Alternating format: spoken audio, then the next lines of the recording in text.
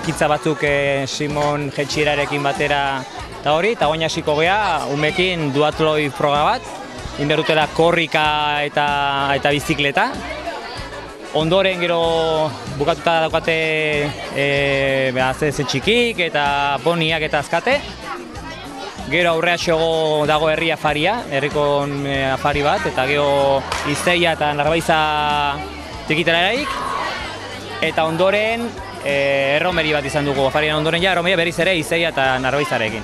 Gurasoak izaten zarete normalean antolatzen dutena, Bai, hori da, guraso elkarta antolatzen du hau dena, eta bere egiten dute kopak eta dena duatloien asuntoa prestatu, eta dominak, eta ekarri Narbaiza, Izteia eta triketilariak, eta hori dena bai.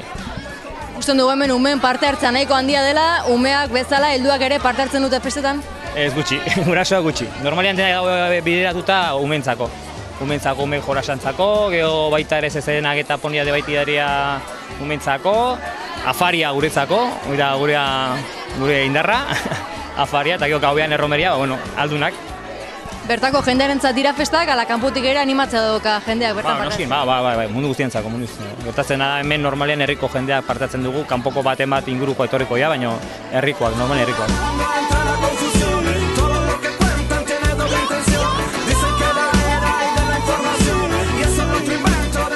Jose Ramon, ikusten dugu ja ohitura bihurtu dela hemen Elizmendiko jaien hasieran mus txapelketa bat egitea, Bai, urtero egiten da eta aurten ere hala antolatu dugu.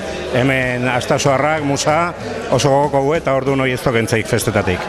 Hala ere, adibidez, jarri zuen normatako bat, asteasuarra izan behar duela bikotekide batek, ez? Bai, hori da, ez du kobratzen ez inor parte hartzeko, kobratzen ez daunez, jartze dulegia parejetako bat, pareja osatzen pertsona bat, astasoarra izatea. Ikusten dugu hemen ez dela helduen jolas bat, ez? Hemen gazte asko bitzen da. Bai, gaztiak musa jokatzeko gogoak indatoz, eta urtero radinakin problemak izatetu, eta 16 urteko muga jartze jau, eta horri biltzeia atatzeko gogoakin. Bikote asko izaten dira urtero animatzen direnak? Bai, aurten 16 ateaia, eta beti hortxo izatea. 16, 25, arte urtean izatea beti.